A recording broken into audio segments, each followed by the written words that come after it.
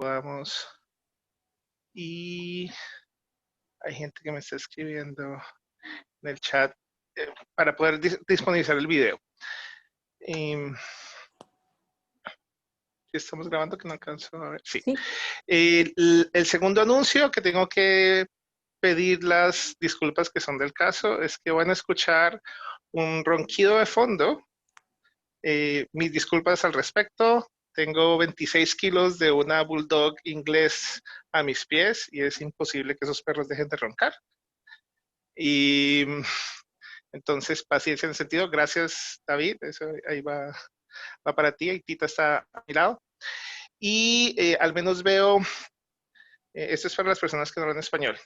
I see at least one person who might not follow entirely in Spanish. Bear with me. The slides are mostly in English, and in the Q&A, you can ask freely in English, and I'll be happy to answer either in English or in Spanish. Ok. Quisiera tratar de hacer la presentación lo más ágil y rápida posible para tratar de que tengamos una sesión de preguntas al final, donde creo que es más interesante que interactuemos. Muy bien. ¿Por qué es importante? ¿Por qué es importante hablar de data science, del mercado laboral y de cómo ascender y cómo mejorar en la industria hoy en día? Es porque me encanta esta frase de Mike Lobdis: el futuro pertenece a compañías y personas que convierten datos en productos. Es cierto que si bien en el modelo de B2B, de business to business, usualmente cuando hablamos de data science estamos hablando de modificaciones en la industria que son disruptivas, pero incluso en industrias que son súper establecidas, muy tradicionales, esto ha entrado con demasiada fuerza durante los comienzos de lo que podríamos hablar como data science. Los que me conocen saben que siempre tengo que empezar con un meme o algo por el estilo. Este es uno de mis favoritos. Si nosotros graficamos la genialidad y la densidad sobre la genialidad, un data scientist estaría ahí, bien genial, y hay muy poquitos. Entonces, ese también es como parte de la estrategia del océano azul, de buscar ser algo excepcionalmente bueno y que haya pocos de esos.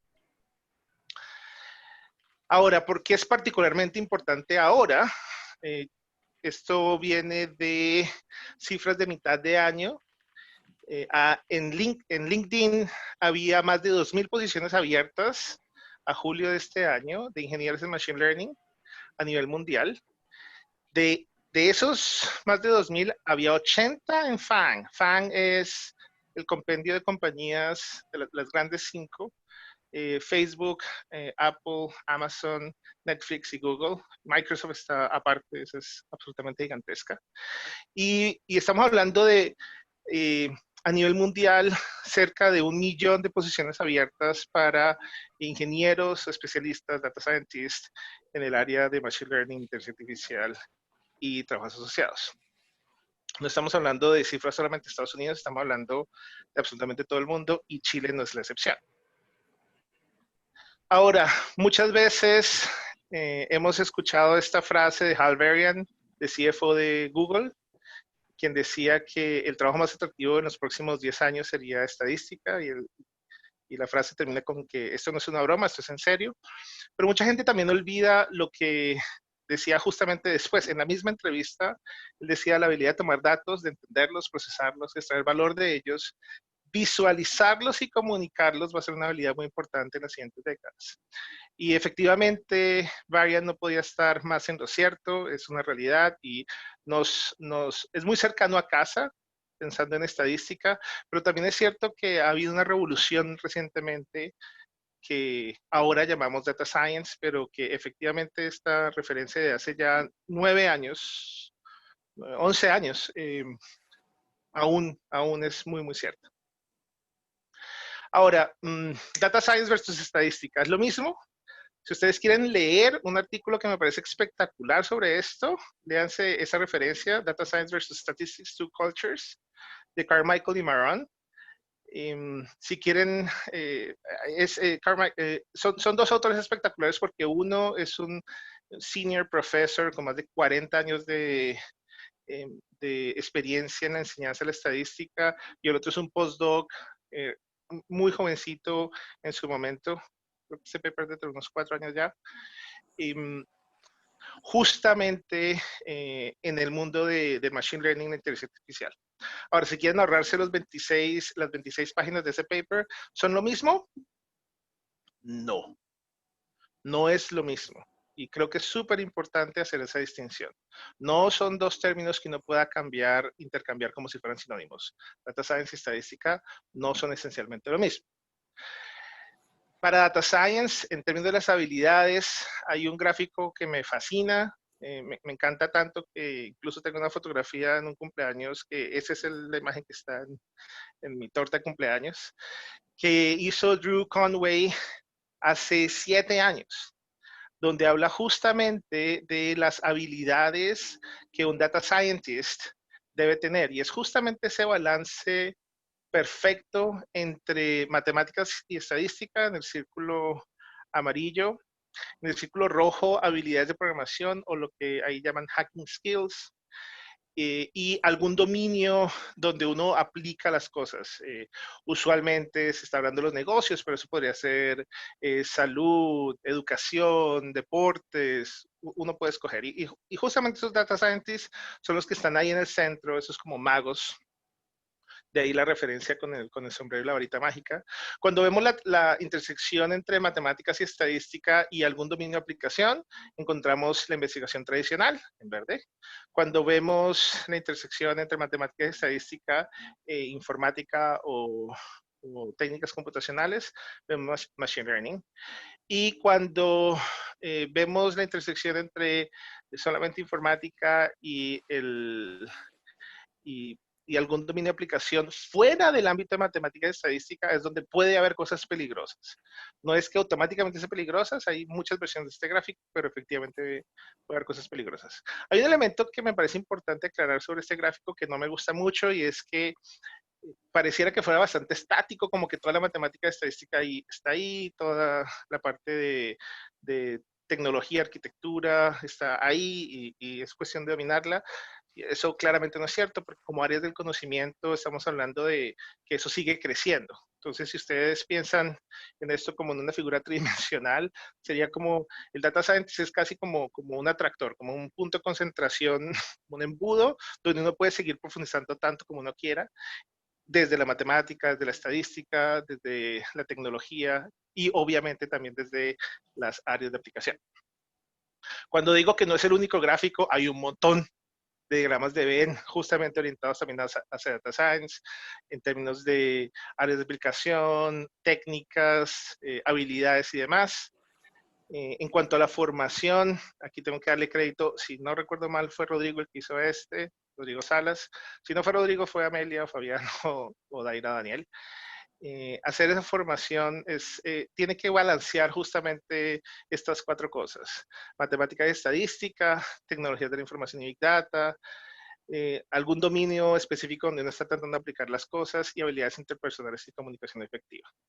Otros autores ponen en todo el centro, especialmente en el ámbito de la empresa privada sobre todo, la mentalidad de negocio como una habilidad transversal que le da sentido a todas esas habilidades, competencias que están tributando en un data scientist. Pero efectivamente tenemos algo similar. Tenemos el hecho de dominar estadística y algoritmos, habilidades blandas de comunicación, habilidades de visualización, de persuasión y naturalmente pericia en ingeniería de software.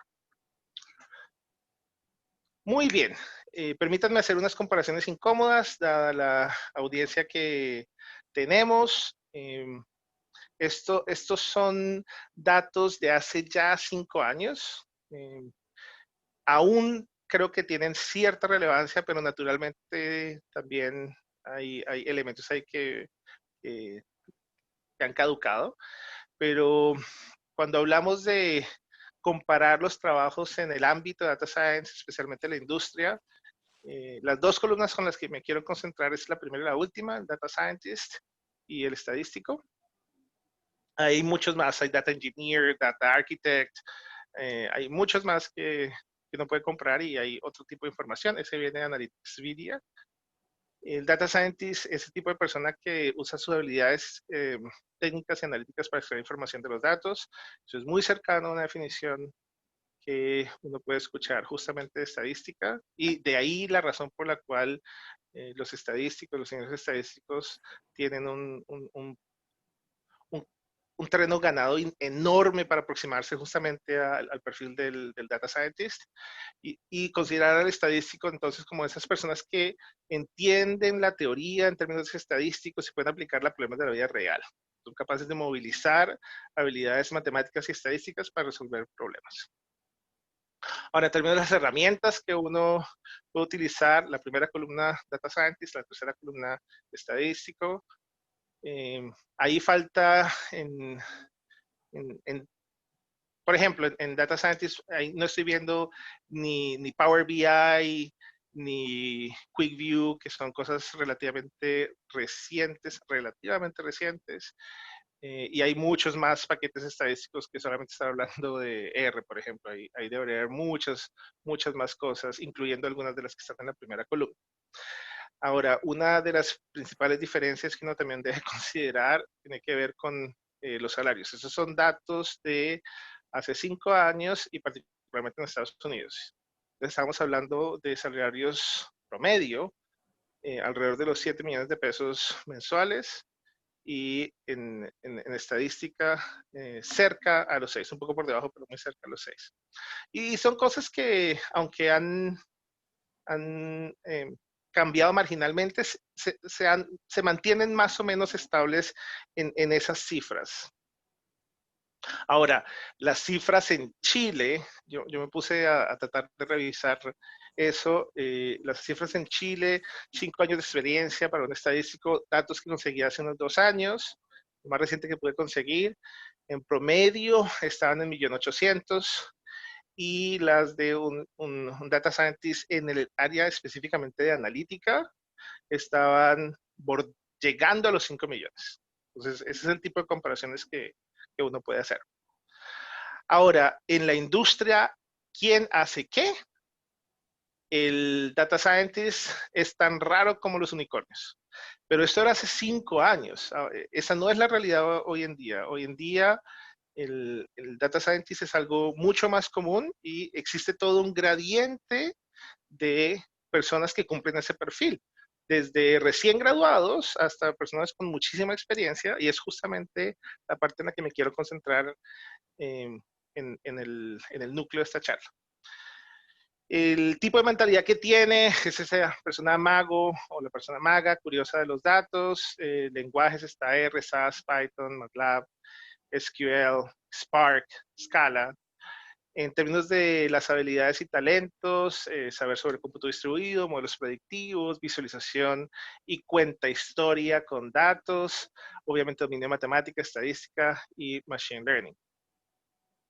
En el área de la estadística, entonces vemos obviamente las personas que son líderes históricos de los datos, del manejo de los datos. Entonces, el rol es el que recolecta, analiza, interpreta cualitativa y cuantitativamente mediante teoría y métodos estadísticos. Es el dominio que tienen, es ese genio lógico entusiasta de la estadística.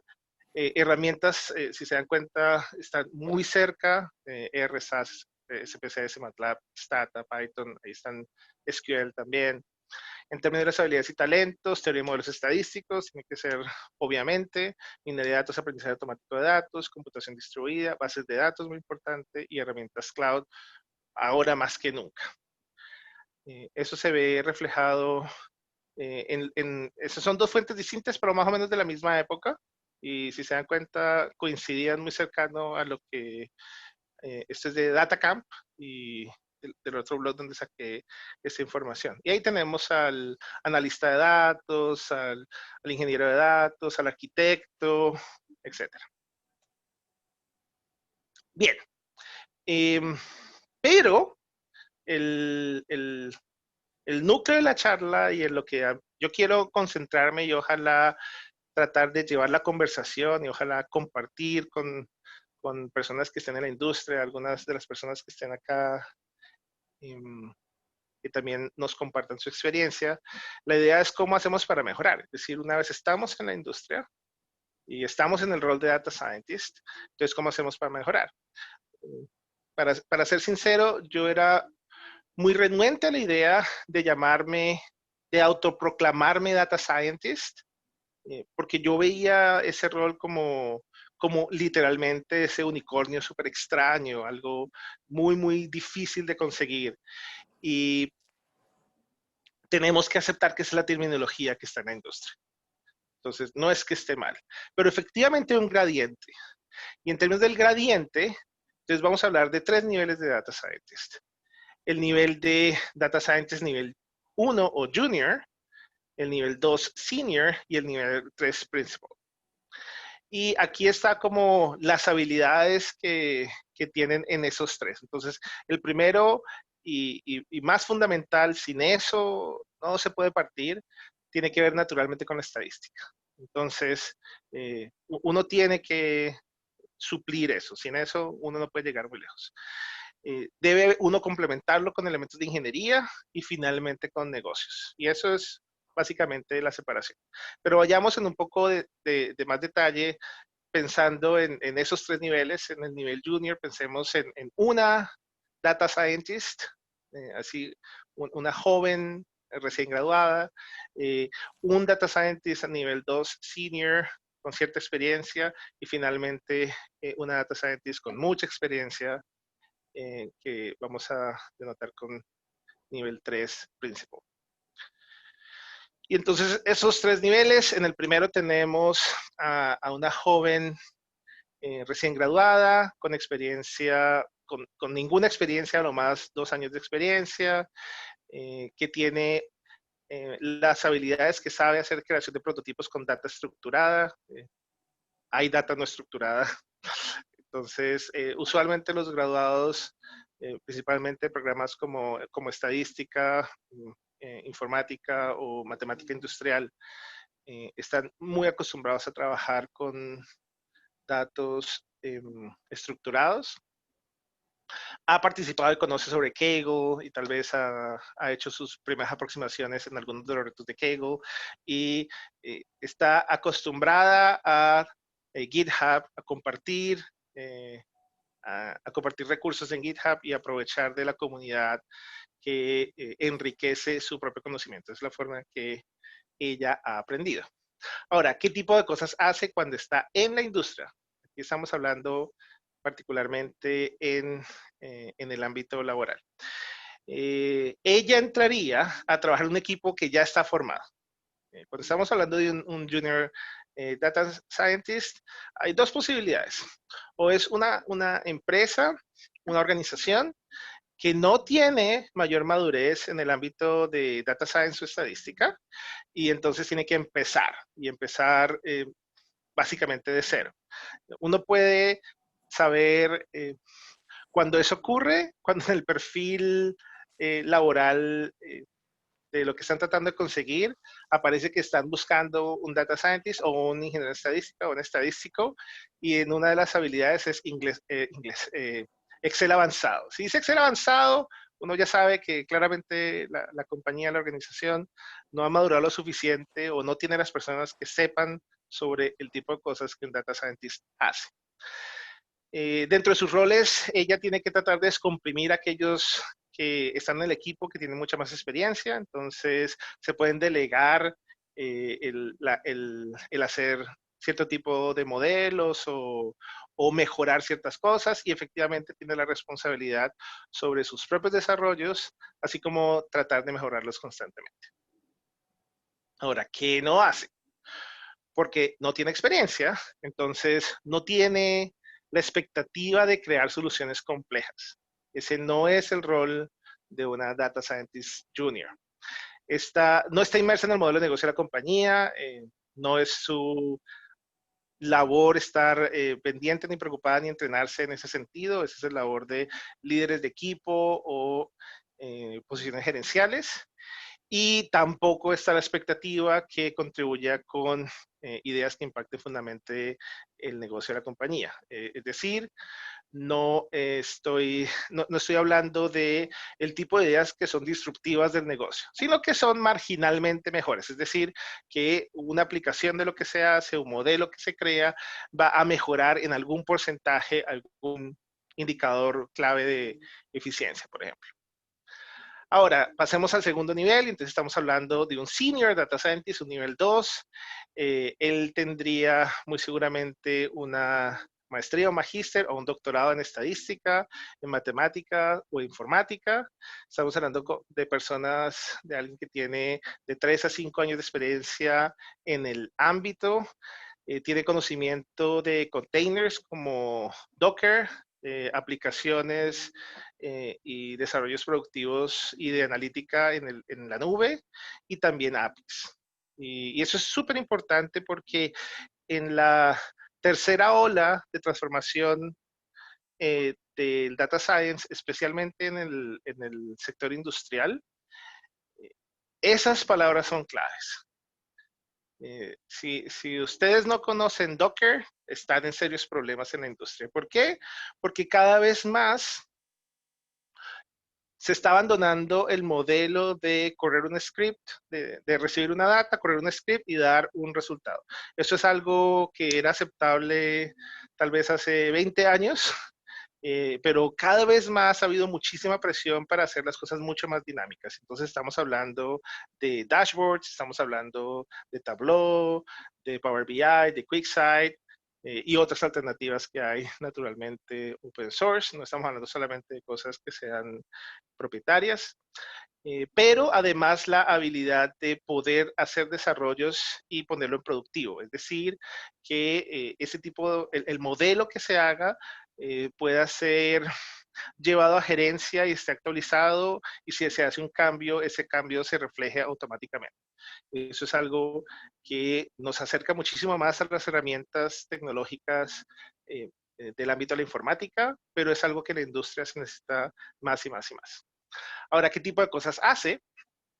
Ok, entonces esta persona, este Senior Data Scientist, logra poner modelos estadísticos y matemáticos en producción. Es decir, no es solamente entender la estadística y la matemática, no es solamente la capacidad de tomar ese modelo abstracto teórico en el contexto de un problema, sino que además es capaz de ponerlo de tal forma que una implementación es útil para la toma de decisiones. Y eso no es algo estático, eso es algo increíblemente dinámico e increíblemente exigente, porque las cosas cambian de un día para otro.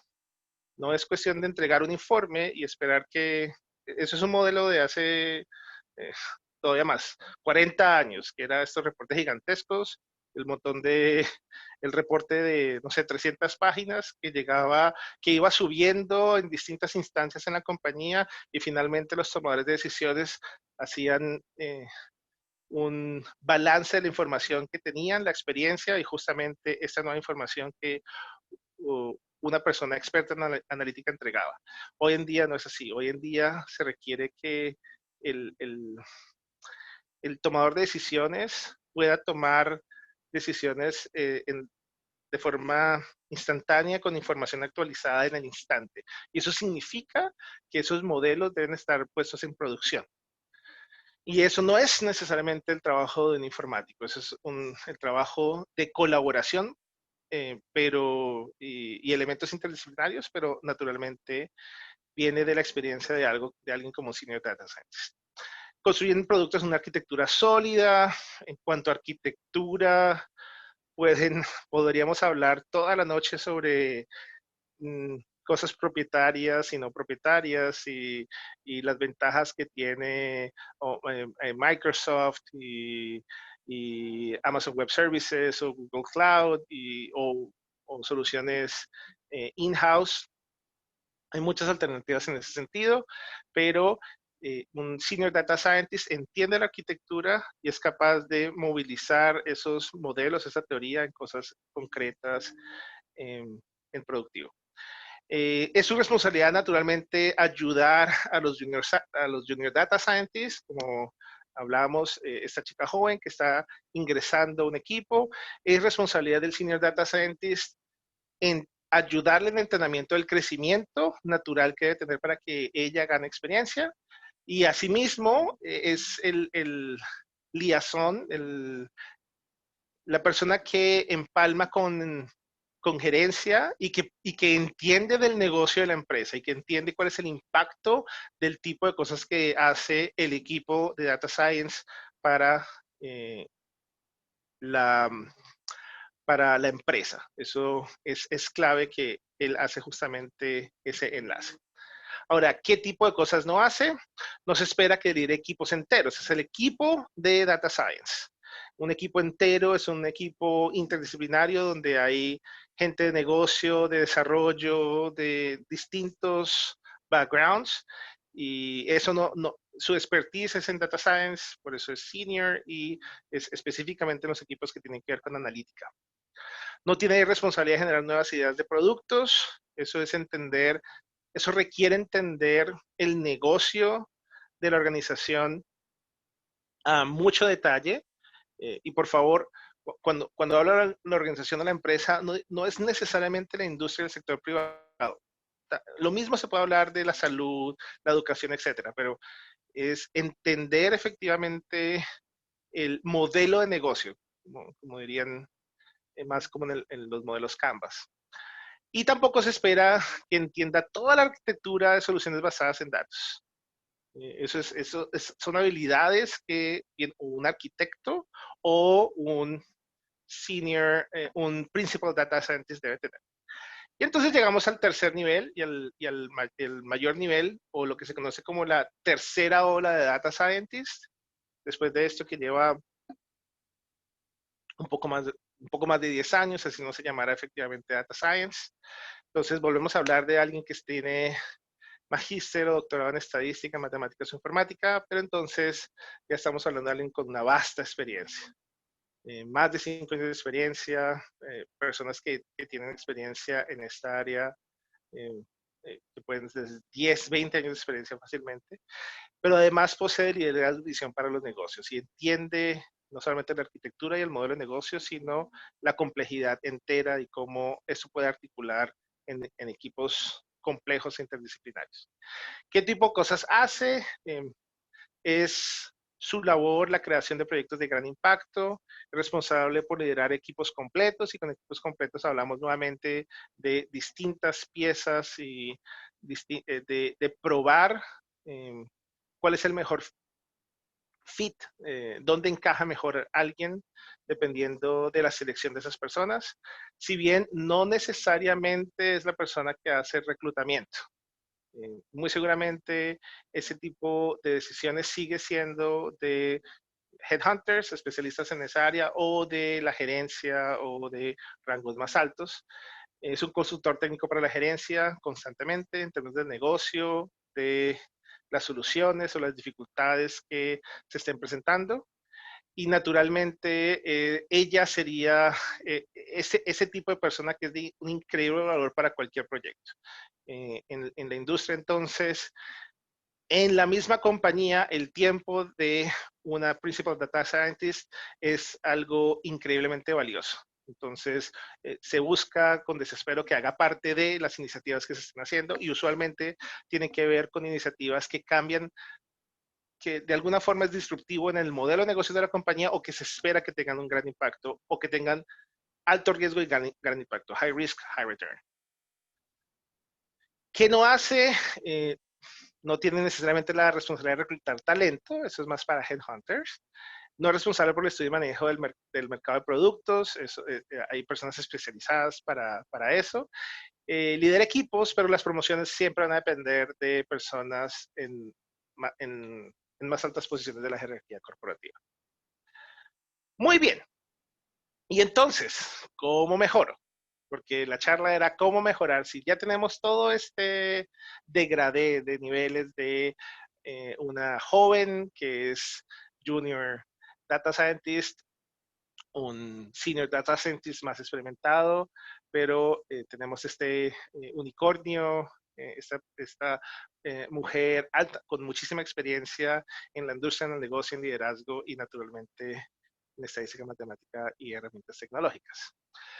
pues es un proceso iterativo, es un proceso uno que requiere una decisión consciente de salir de la zona de confort. Y eso es algo que es muy complejo, particularmente en la cultura corporativa que tenemos hoy en día, y no estoy hablando necesariamente de Latinoamérica o Chile, estoy hablando en general. Y salir de la zona de confort significa aventurarse a reconocer que uno debe evaluar qué habilidades uno tiene y qué cosas están faltando. Y una vez uno evalúa y jerarquiza esas falencias, dado el perfil que yo quisiera tener, cuánto tiempo puedo tomar en llegar a ese perfil y qué pasos debo tomar.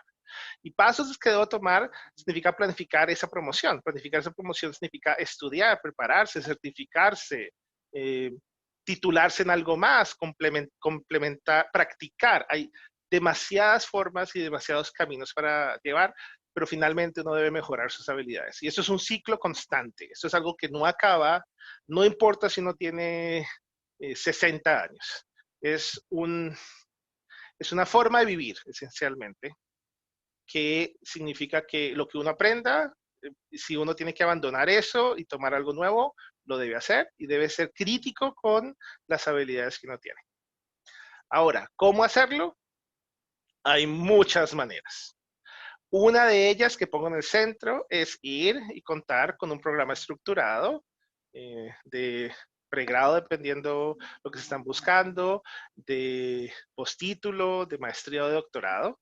Y obviamente estoy poniendo la Universidad del Paraíso ahí porque esa es la camiseta que llevo puesta, pero hay muchísimas otras alternativas. También con un degradé de oportunidades, algunas muy buenas, otras no tanto en universidades públicas como privadas. No voy a decir que no es así porque esa es la realidad. Pero asimismo hay otro tipo de alternativas como Coursera o Udemy, que si bien son certificaciones, obviamente es mucho más rápido y mm, mucho menos costoso, que también son válidas y que también son un camino que está bien, no es que esté mal. Ahora, hay que aceptar que uno no mejora, uno no consigue una promoción, uno no consigue otro trabajo hasta que pase la entrevista. Y es cierto, es una realidad que tenemos en Latinoamérica en general, no tanto en otras culturas corporativas, donde para llegar a la entrevista hay que mostrar algo. Y mostrar algo significa algo en el currículum, en el CV que dice algo. Pero finalmente es lo que uno es capaz de hacer, lo que le consigue la posición o lo mantiene, porque es el otro problema. Porque está bien si uno está saltando de proyecto en proyecto, que mejoren las condiciones o aumenten el perfil o que le agreguen, que den un valor agregado al perfil del data scientist en términos de la formación de ese gradiente que uno está buscando para llegar a principal data scientist. Pero, pero si uno no ha logrado ubicarse, tal vez el problema son las habilidades que uno tiene, que uno no ha desarrollado tal vez, y que hay que buscar, por ejemplo, perfeccionarse a través de un posgrado o algo mucho más formal.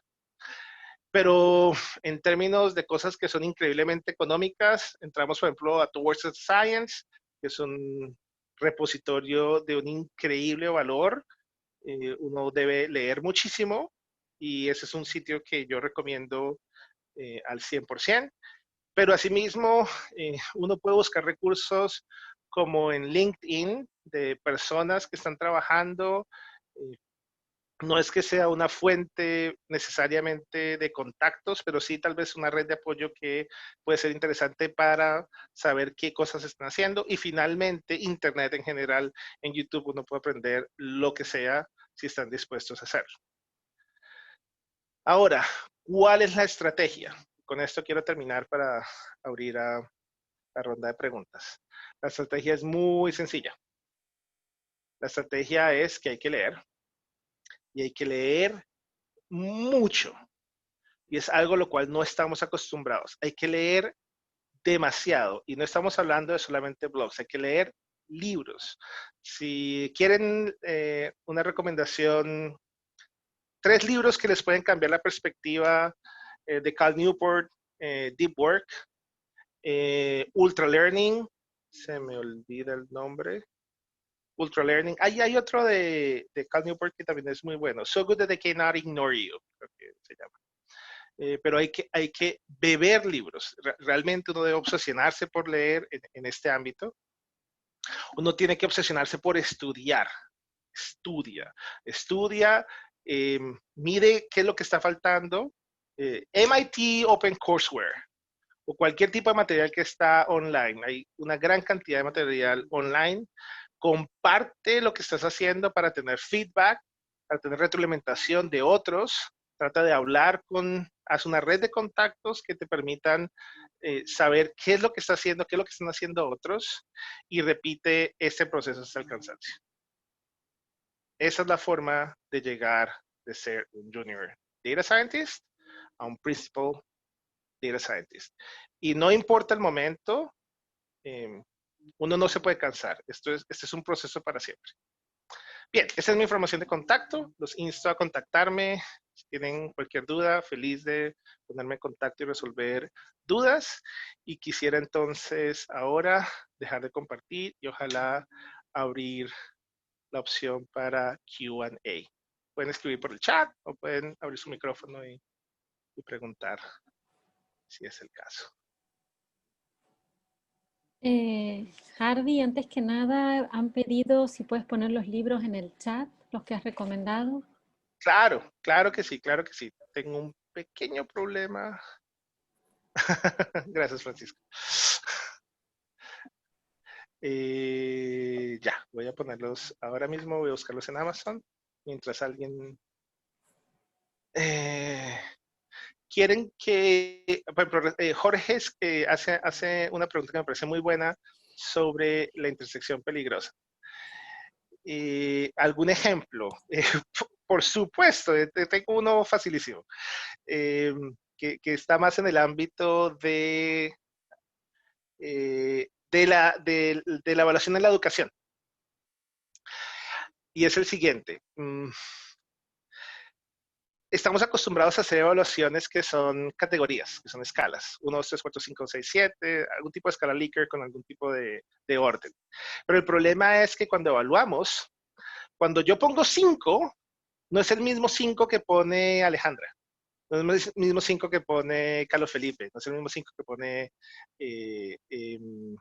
otra persona. El nivel de severidad que tiene una persona no está asociado a un número, son niveles. Sería lo mismo que decir primero, segundo, tercero, cuarto, quinto, etc.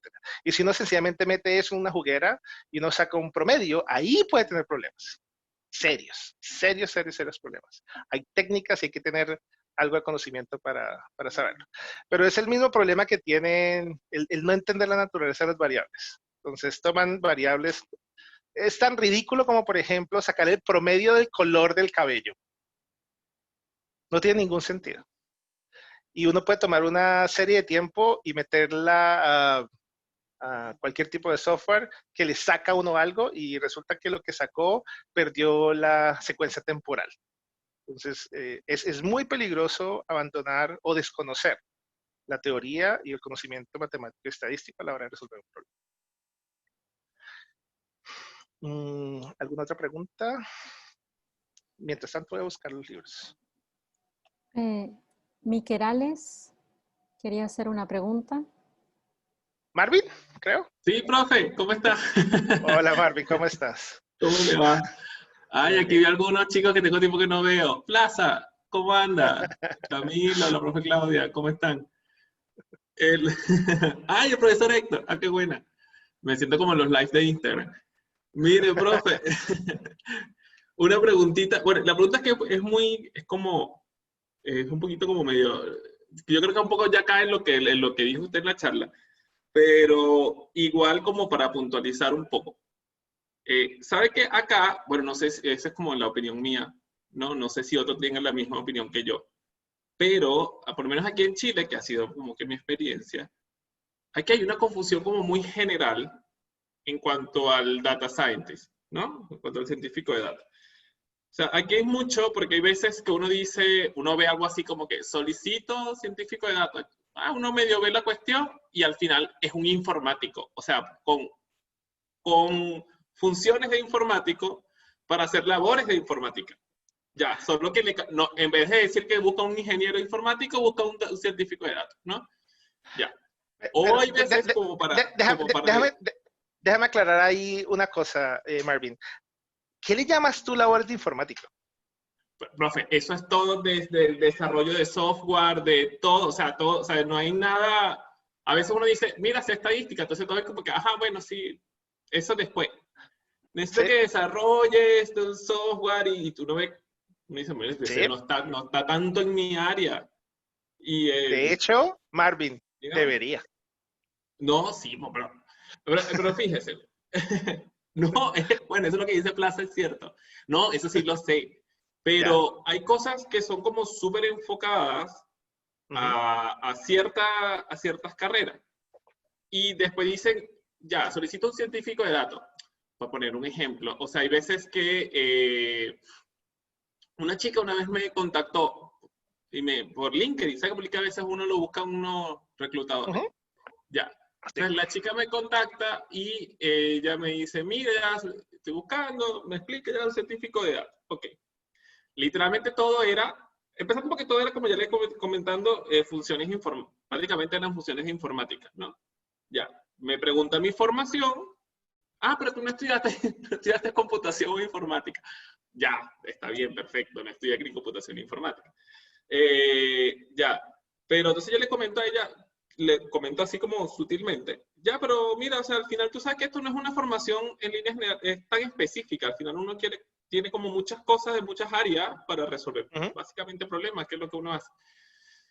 No, sorry, busco a alguien que, ¿sabe? Que tenga tanto tiempo, que se haya graduado principalmente en esta carrera. Pongo esa como ejemplo, porque igual me ha pasado con otras cosas, ¿no?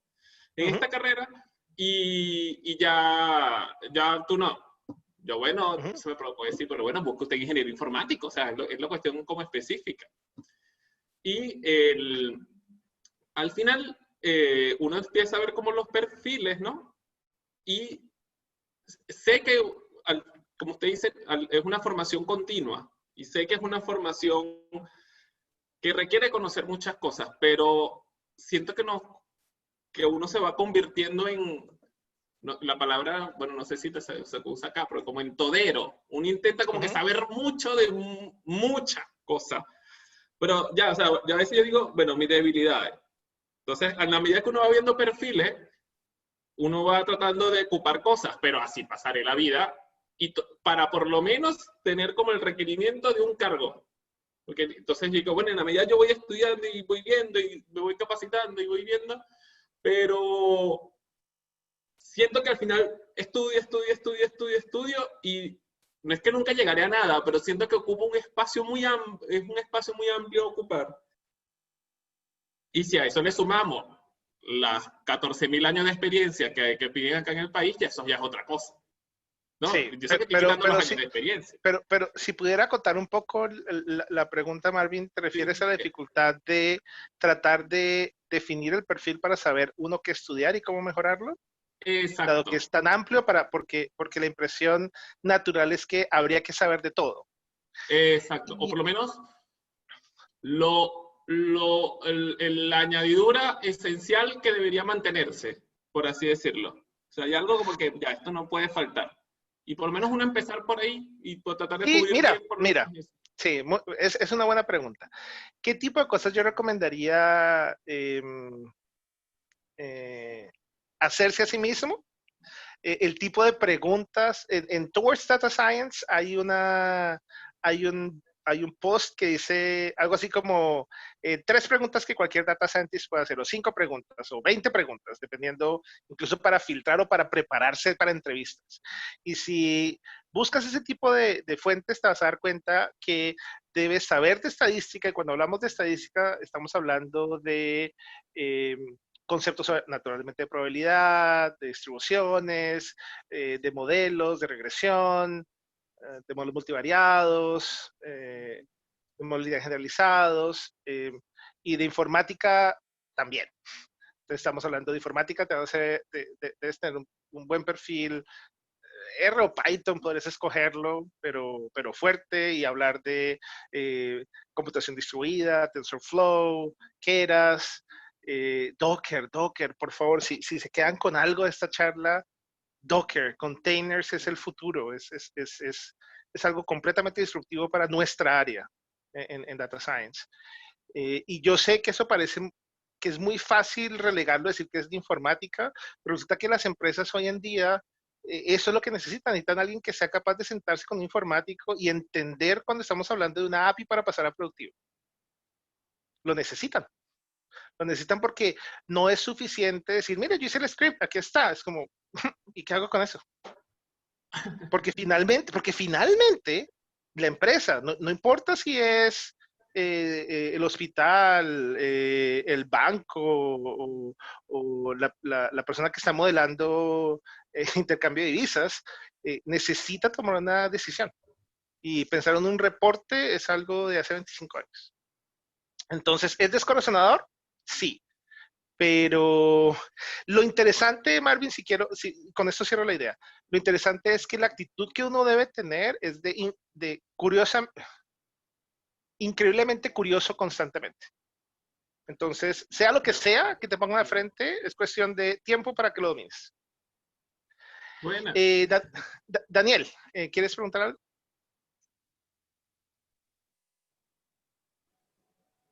Y Daniel, si no, Claudia Ojalá. también. Sí, lo siento, no veo. Sí, Clau. Sí, mire, yo entiendo la preocupación de Marvin, porque eso que tiene mucho que ver con la formación inicial que cada uno tiene.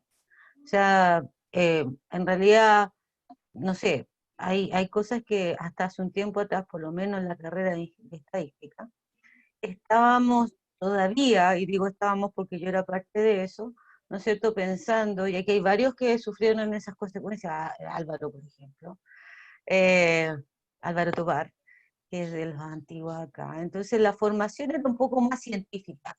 Tú de doctorado, ¿no es cierto?, era un poco más científica. Entonces una de las cosas que yo siento que hay que, o sea, depende el enfoque que uno le quiera dar al desarrollo laboral que uno quiera, ¿no es cierto?, que uno tenga. Por ejemplo, si tú estás enfocado un poco más a la parte científica, evidentemente necesitas la parte teórica de estadística y matemática. Eso no hay nada que hacer ni sin discusión. Pero eso no quita ni deja parte que no sepas o no seas capaz de leer un algoritmo o construir un algoritmo computacional. Ahora, dentro de la parte de data science, ¿no es cierto?, que ahí los que me está muy bien, ¿no es cierto?, la presentación de Harvey, por supuesto, hay una cosa que nosotros no somos científicos en el fondo, somos científicos, pero no somos científicos de datos en el contexto del machine learning y ese tipo de cosas, los estadísticos puros estoy hablando, ¿no es cierto? Y yo siento que hay que necesariamente saber aplicaciones para poder trabajar con todo esto, no solamente la parte teórica, porque es una de las cosas más problemáticas que tienen la mayoría de los estadísticos, y eso en el desarrollo, ¿no es cierto?, de cuando se está creando la estructura de pensamiento, cuando son más chiquititos, nos enseñan a todos, hoy les enseñamos nosotros, desde el punto de vista teórico.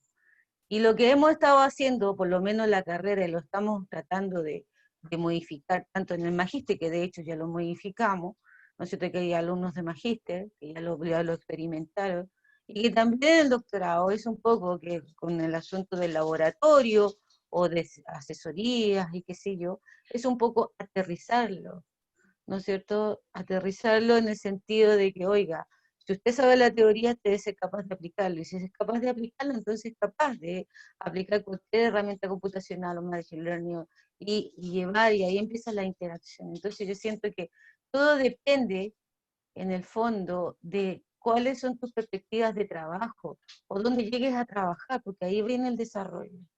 Esa es mi opinión. Harvey. Tienes 5 preguntas por delante, por lo menos. Está Daniel Javier Guajardo. está en silencio. Javier, estás en silencio. Lo siento, gracias. Súper rápido, entonces. ¿Quién va? ¿Marlon? Daniel Guajardo. Daniel ya preguntó. Ah, perfecto. Álvaro Tobar. Marlon. Ok. Hola, Harvey, ¿cómo estás?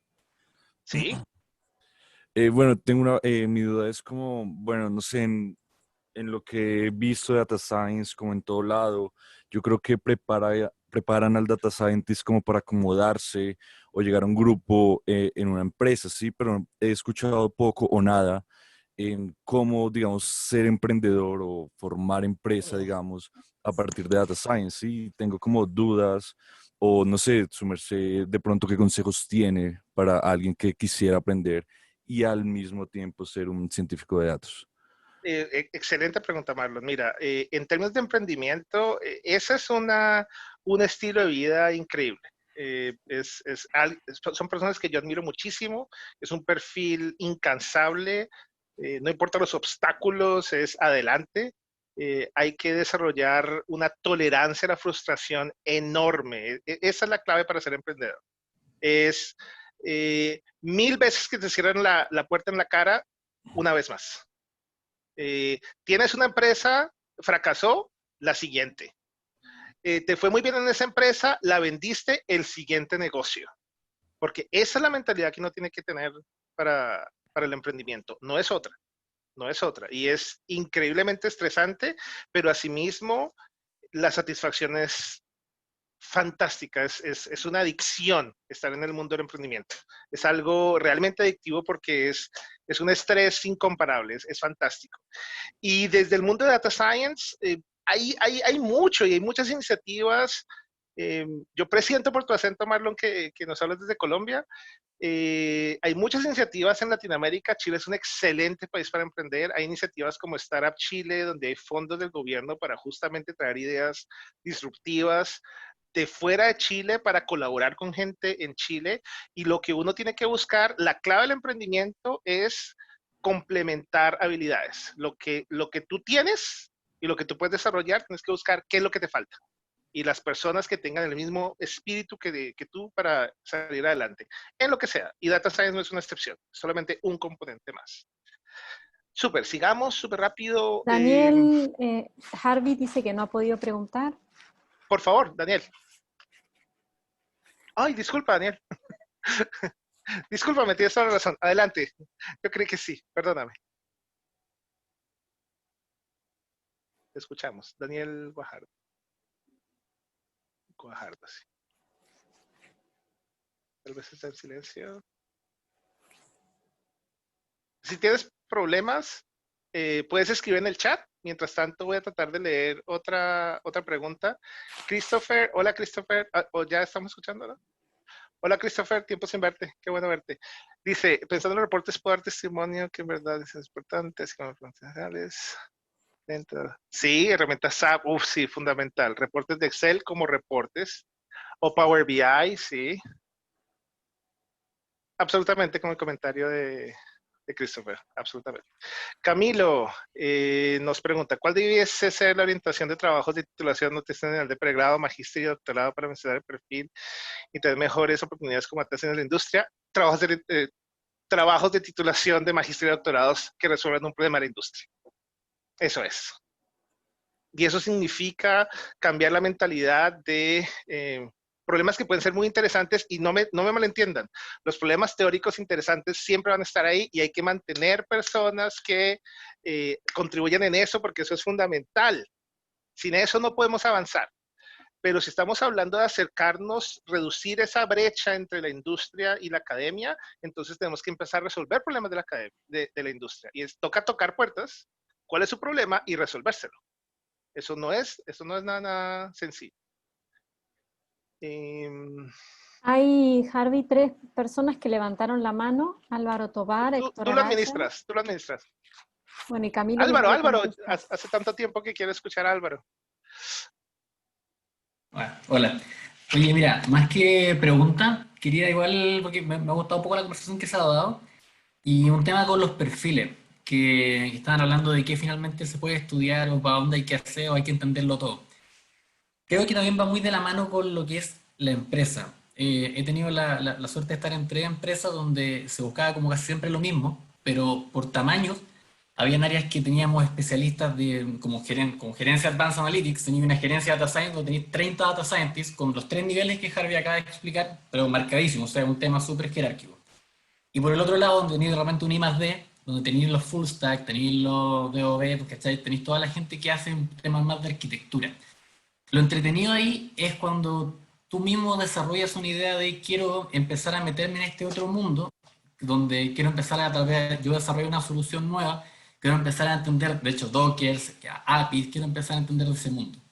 Entonces, hay dos cosas ahí. Primero, ¿qué es lo que tu empresa está necesitando? ¿Qué es lo que a ti te interesa y lo que tú puedes entregar? Y por otro lado, entender de que si bien tal vez no lo vas a saber hacer todo, pero para llegar también a un tema de principal, tienes que entender por lo menos por dónde va la solución, porque tú después tienes que guiar a ese equipo y tienes que proponer frente a una mesa directiva cómo tiene que ser una solución dado la expertise que tú puedes entregar. Eso por el lado del tema del perfil. Y lo otro lo que dijo la profe Clau, que en un momento, de hecho, yo odiaba mucho, que decía, ¿por qué es tan teórica esta carrera? ¿Por qué teórica? Y algo que me gustó mucho al salir, que fue una locura, que en primera empresa me acuerdo que me dijeron, ¿sabía algo de técnicas de pricing? Y yo, no, es que yo no estudio tanto economía, no, mira, acá hay unos papers, listo, lee esta cuestión y ve qué puede hacer. Y los leí y te das cuenta, oye, esto es súper sencillo, súper aplicable, fácil de programar, etcétera. Cuando la base teórica está súper potente, por eso también de repente yo entiendo que uno quiere ir al tiro a aplicar y meter los dedos, pero ahí puede cometerse mucho el error que pasa también, yo lo veo con mucha gente, que tú le hay un problema, algún código o algo, encontré que está el código hecho, lo haces correr y corrió. Y tú decías, corrió, andó, como diría otro profe que está por acá. Pero finalmente, ¿qué sucede? Que te mandáis el condoro y que no te diste cuenta que hay ciertos supuestos que tienes que aplicar, no hiciste por un proceso de limpieza de datos, no hiciste muchas cosas que tienes que hacer antes de llegar a la metodología. Entonces, la teoría de verdad es súper importante para respaldar todo lo que hacemos. Hoy día, un ingeniero comercial, y sorry si hay algún ingeniero comercial acá, pero se va a parar frente a ti, y esto lo he visto en muchas reuniones, no me hace sentido, que como que no me hace sentido. Y con eso se desplomó todo. Por eso se puede desplomar un proyecto de 3 meses porque a él no le hizo sentido. Entonces, cuando uno tiene las bases teóricas y ha estudiado harto lo que está haciendo, puede defender estos temas. Entonces, no necesariamente tenéis que saberlo todo, pero sí entender bien lo que está haciendo. Ese era mi Muchas pequeño... gracias, Álvaro. Excelente. Muchas gracias. Gracias por la contribución, de verdad. Alejandra, tú mandas. Héctor Araya. Iba a hacer una pregunta. Muchas gracias. Voy a quitar mi... Germi, una consulta, mira. Pensando así como baby steps. Por ejemplo, ¿qué se le podría recomendar, por ejemplo, a nuestros estudiantes? No pensando ya en el camino tan largo, está bien, está delimitado qué es lo que uno tiene que ser, por ejemplo, si quiere llegar a ser un data scientist de algún estilo. Sino que más o menos pensar cuál sería la idea, por ejemplo, para un estudiante de estadística para que se vea un poco más atractivo a la hora de, por ejemplo, presentarse a un trabajo. Quizás, Claro. quizás ¿cuál serían las herramientas que deberían ser necesarias, por ejemplo, para que se vuelvan atractivos a la hora de que se vayan a presentar un trabajo? Quizás, mira, ustedes cuando salgan de acá, yo creo que deberían saber esto porque esto los va a ayudar a quizás conseguir un trabajo de una forma más simple, no sé. Pero puede ser un poco general, pero... Sí, excelente pregunta, Héctor. Mi recomendación es hacer cosas dentro y fuera de los cursos. Hay que tener sed para hacer eso. ¿A qué me refiero con eso? Participar en locuras de resolver, meterse en proyectos raros, de tomar a un profesor o alguien en la industria y tratar de hacer algo. Hay trabajo a todo nivel. Un chico de primer año puede estar haciendo cosas y participando en proyectos. Los he tenido y hay iniciativas que vienen de los mismos estudiantes. Había una iniciativa súper interesante un par de años atrás, creo, si no el año pasado, de hacer un semillero en que los estudiantes están por fuera de la universidad tratando de hacer algo, incluso con recursos de la universidad, tratando de resolver y entender problemas. Porque en el currículo, y esta yo creo que es la clave, para mejorar las posibilidades de empleabilidad, es insuficiente decir título ingeniero en estadística. Eso es insuficiente. Uno tiene que decir el proyecto final de tal seminario, hice esto, participé en tal otro proyecto, con o sin dinero, es decir, no significa que le tengan que estar pagando a uno todo el tiempo, porque uno en el espacio de la universidad lo que tiene es el tiempo para entrenarse. Entonces uno tiene que ser curioso. Entonces, yo creo que los estudiantes pueden buscar con desespero, realmente con desespero, y buscar la red de contactos con profesores y egresados, y ojalá con elementos de práctica, que no estoy hablando del último año, que es cuando vienen a hacer el taller y practicar más formalmente como el capstone de su formación, sino proyectos pequeñitos, y cuando digo pequeñitos se hacen lo que hemos estado haciendo con la carrera y con la innovación de la carrera, que es en primer año estar haciendo administración de datos y empezando a hacer cosas. Enfrentar retos de Kaggle, por ejemplo, eso es clave. Empezar a contribuir y subir cosas en GitHub, eso es clave. Que empiecen a tener retroalimentación de otras personas. Uno sube algo y alguien en Polonia le escribe algo. Eso es fundamental porque ese roce hace la diferencia en tu currículo. Porque si tu currículo solamente dices, me gradué de este colegio, me gradué de esta carrera, buscando trabajo, nadie te va a contratar. O si te contratan por una miseria. Entonces, uno debe buscar con desespero. Yo digo, un estudiante de tercer año debería estar en la universidad, aprovechando cada instante que tiene para trabajar siempre que pueda, naturalmente, para trabajar en proyectos que pueda poner en su currículum. Y eso también es parte de nuestra responsabilidad como profesores, a propósito, que es empezar a poner problemas en el salón de clases que le permitan a los estudiantes poner una linecita, una línea pequeña en su currículo diciendo, como trabajo final en el curso tal, hice tal cosa y solucionamos tal cosa e implementamos tal cosa de tal forma. Y eso hace la diferencia a la hora de buscar un trabajo. Harvey, Sí, de hecho, apuntando a lo mismo que decía, a mí me sirvió mucho para mi primera empresa en la que entré. Yo tuve la suerte que en la universidad nosotros teníamos un curso donde venían tesistas y entregaban un problema para el curso. El curso lo empezaba a desarrollar y taller. Y la cosa es que, bueno, dije, de aquí se puede sacar plata. Así que empecé a conectarme con todos esos profesores, con todos esos alumnos y decía, yo te puedo hacer ese trabajo porque el curso no tiene tanta capacidad para tomarlos todos. Empecé a tomarlo.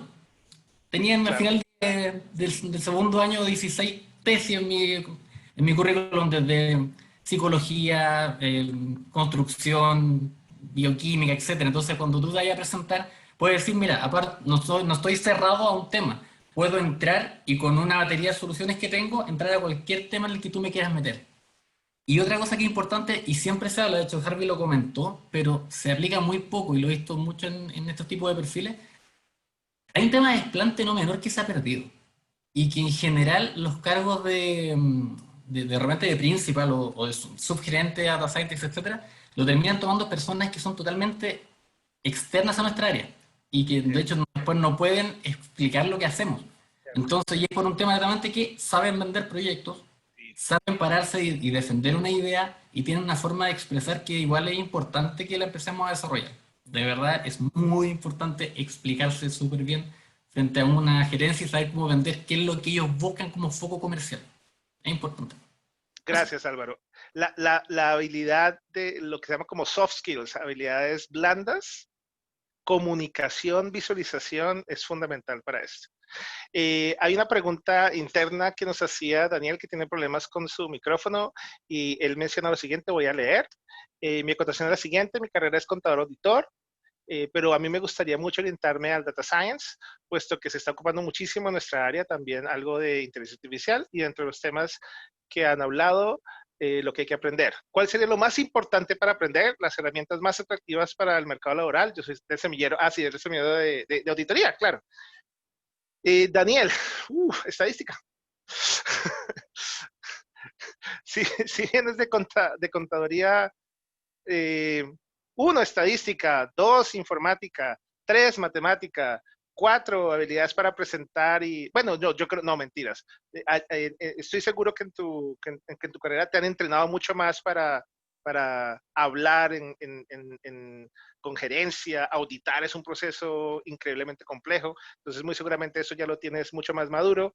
Estadística, informática, matemática. ¿Qué cosa de estadística, qué cosa de informática, qué cosa de matemática? Tanto como puedas, tanto como te puedas obsesionar para trabajar durísimo. Y si necesitas la ayuda estructurada y una certificación como tal, piensa en un postítulo, piensa en una maestría, un magíster, sigue elementos de certificación. Esas son alternativas. Y si no, Coursera, Udemy, YouTube.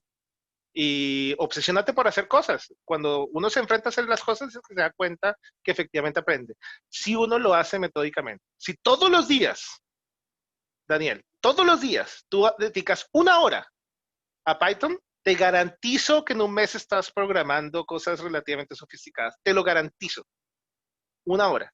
Y si utilizas esa misma hora para ir mejorando otra cosa, para leer sobre algo, para seguir un blog y probar algo, van a caer de su propio peso. Y cada vez que encuentres un obstáculo, con la actitud de emprendedor, no importa lo que te pongan al frente. Randy Pausch decía, un libro espectacular, los obstáculos están ahí solamente para distinguir a aquellos que realmente desean las cosas. Esa es la razón por la cual hay un obstáculo. Jorge está ofreciendo, miren, ahí está, ese es el tipo de cosas que tienen que aprovechar. Esas 2 líneas que acaba de escribir Jorge en el chat es lo que un estudiante debería aprovechar. Si alguien quiere aplicar Data Science a educación, tengo varios problemas para aplicar. Ahí está. Es la actitud que uno tiene que tener, como, Dios mío, si yo tuviera el tiempo, Jorge, te lo juro, pero me encantaría, si hay estudiantes, estoy seguro, ahí hay un montón de personas en el instituto que les encanta el elemento de educación y que pueden colaborar. Y lo que uno necesita como estudiante de pregrado, de maestría, de doctorado, es la actitud de trabajar no con el propósito de sacarse una nota, no con el propósito de terminar una tesis, sino de aprender. Tomás, es demasiado insuficiente solo ser ingeniero estadístico, como menciona el profesor Harvey, hay que subir proyectos a GitHub, abordar consultas de Stack Overflow. Oh, sí, Stack Overflow y Google, oh, es Dios. Afrontar retos y estar siempre al tanto de nuevas tecnologías. Nunca parar de aprender. Absolutamente de acuerdo, Tomás. Ok, no sé si hay alguien más que levantó la mano. Ya estamos un poco pasados de tiempo. Sí. Carlos, adelante.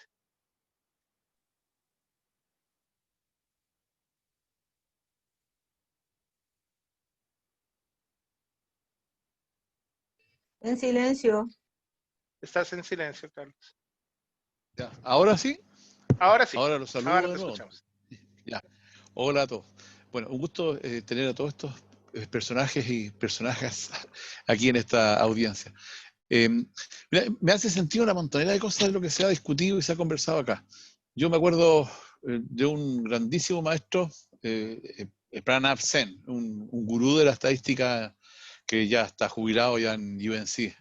Él, bueno, yo estudié un doctorado más aplicado en bioestadística, y él decía, si venía un alumno a estudiar el doctorado muy teórico, él los obligaba a tener un capítulo de su tesis en algo aplicado. Y si venía una persona que era muy aplicada, con muy poca formación, lo obligaba a tener un capítulo teórico en su tesis, que fue el caso mío. Yo era más aplicado. Y yo toda mi vida he tratado de luchar porque la gente entienda, digamos, que hay que aplicar las cosas.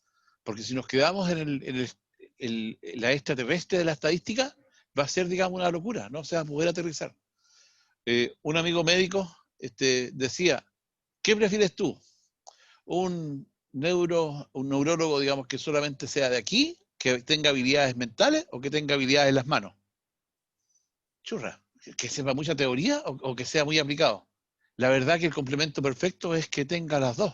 Y lo mismo yo lo trasladaba a un estadístico. No sacas nada con tener un estadístico teórico que viva en su mundo por ahí arriba, si es que no es capaz de tomar un conjunto de datos y poder procesarlos y analizarlos. Entonces, están esos dos complementos. Y es verdad, a mí me encanta, por ejemplo, el que lleguen estudiantes al magíster, que es otra gran diferencia de lo que ocurre en Estados Unidos. La mayoría estudian primero un pregrado que no es estadística y luego llegan a estudiar un magíster ya con una formación previa. Entonces, sus estudios los orientan a lo que ellos estudiaron de formación. Y en nuestro magíster, bueno, aquí yo por lo menos veo a Cristian ahí, que viene del área de la salud, tengo otros estudiantes que vienen del área de psicología, la mayoría que vienen son del área de la matemática, porque tienen este problema de explicar también la estadística al otro mundo, ¿cierto? Entonces, pero ¿cuál es el tema? Ya cuando, por ejemplo, me pongo el caso de Cristian, que lo veo en pantalla ahí, Cristian viene del área de la salud y con todo lo que tiene que sufrir y haber sufrido con los ramos teóricos de estadística, pero ahora está trabajando y está tratando de contribuir al área de la salud de una formación que se puede comunicar de mejor forma con ese sector. Entonces, es verdad, nosotros como estadísticos tenemos que tener la capacidad de poder expresarnos y comunicar lo que sabemos. Eso yo se los digo desde chiquitito. Hoy día, por suerte, tú también lo mencionaste, tenemos un curso de administración de datos en primer año, tenemos unos cursos de computación que han cambiado, y ahí también veo a Francisco, que han cambiado sustancialmente respecto a años atrás, que todavía hasta hace un par de años atrás, no muy lejos. Todo el primer computación, uno era hacer diagramas de flujo, digamos. Y teniendo los computadores, no los llevaban a los estudiantes a trabajar con el computador. Entonces, eran locuras, digamos. Hoy día eso ya está cambiando y los estudiantes están viendo de que nosotros los podemos acercar al mundo real desde chiquititos, ¿ya? Porque es lo que te pasó a ti, Harvey, en tu vida personal. Tú empezaste estudiando medicina y cuando te diste cuenta que no servías para medicina, cuando te llevaron ahí y tener que abrir un cuerpo, guácala, esto no es para mí. Pero los alumnos de estadística entraban a estudiar estadística y que cuando se encontraban con un conjunto de datos reales, prácticamente en la tesis, cuando estaban ya en el 5º año. Hoy día los estamos poniendo a trabajar con datos reales en primer año. Y eso es sumamente importante para que el alumno se sienta empoderado de qué es lo que vamos a poder hacer nosotros como estadísticos. Si no tenemos ese mundo, digamos, de lo teórico con lo práctico, estamos, yo creo que fuera de cualquier negocio. Yo no estoy muy de acuerdo con esos par de autores, ¿eh? ¿Perdón? Autoevaluación, profe. Eso fue todo un proceso, o sea, está bien la crítica, pero eso fue un proceso de maduración y autoevaluación y también las encuestas de los ex estudiantes, los ex alumnos. Fue un montón de cosas que tuvimos que reunir para poder llegar a lo que estamos llegando ahora. Eran Seguro. otros tiempos, otra época, así que eso se llama autoevaluación y autorregulación. Bueno, ¿Les parece si...? Sí. Y el último Sí, comentario dale. respecto a lo que tú estabas planteando, Harvey, yo creo que el cientista de datos es un estadístico medio como encubierto. Yo no sería tan tajante, voy a leer, digamos, sí, ese artículo, pero yo no creo que sea tan distinto, digamos, porque el estadístico tiene muchas de las habilidades de las que tú mencionas para un cientista de datos. ¿Ah? Le falta sí algunas habilidades que están ahí, pero se pueden adquirir. Y muchos de los Sí, se pueden adquirir. Yo estoy completamente de acuerdo que yo argumento que el mejor perfil para ser un data scientist es empezar con estadística. De verdad que yo creo que ese es el mejor perfil. De verdad, sinceramente. Y lo digo porque yo empecé con matemática y me dolió mucho. Yo creo que es mucho más fácil empezar de estadística, pasar por el nivel de matemática e informática y llegar a data science, pero estadística no es data science. Es una componente fundamental. Sin esa no anda. Sin esa no anda. Pero falta. Ese es el asunto. Y es un gradiente que va creciendo. Estamos pasados de tiempo. Yo sé que Alejandra tiene un par de slides para nosotros. ¿Les parece si cerramos con las 2 preguntas que están en el chat, Alejandra? ¿Te parece bien? Me parece bien. Evelyn Súper, y entonces, Cristian Segovia querían preguntar. Y te escuchamos, Max Evelyn. Paredo, que elogia al fondo de Carlos. Hola, Evelyn. Sí, mi consulta es con respecto... Hola, ¿cómo están? Con respecto a las empresas, uno cuando trabaja en distintas empresas ve la necesidad de un científico de datos. Pero la empresa no reconoce esa necesidad del científico de datos, sino que pide cosas y de alguna manera asume que el profesional es capaz de resolver esas cosas. ¿Cómo de alguna manera uno puede argumentar el hecho de la necesidad del científico de datos? Oh, wow.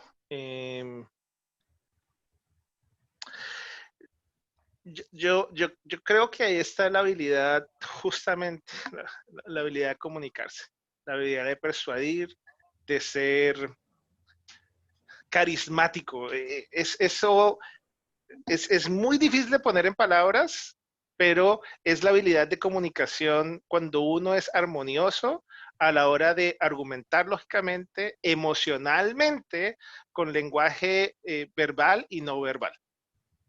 Y si hay limitaciones técnicas, por supuesto, todos las tenemos. Nadie sabe todo. Y entonces, en muchas ocasiones, la habilidad de un data scientist es comunicarse con la persona que realmente no sabe lo que necesita. Y aquí yo quisiera recordar de quién fue ese tweet, pero decía algo así, los que entiendan SQL me van a entender y los que no lo lamento, busquen cómo entender este chiste. Y dice, muchas empresas cuando necesitan inteligencia artificial, lo que realmente necesitan es select from table, group by algo. Y no realmente necesitan inteligencia artificial.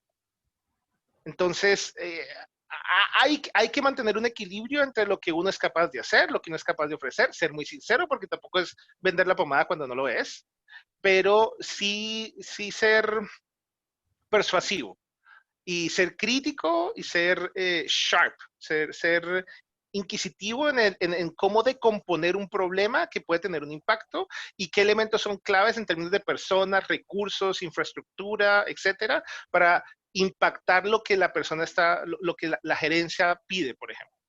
Y eso no es un proceso sencillo y hay gente que no lo entiende. Y tal cual como lo escribieron en el chat, hay industrias que todavía no entienden lo que es ni siquiera estadística básica.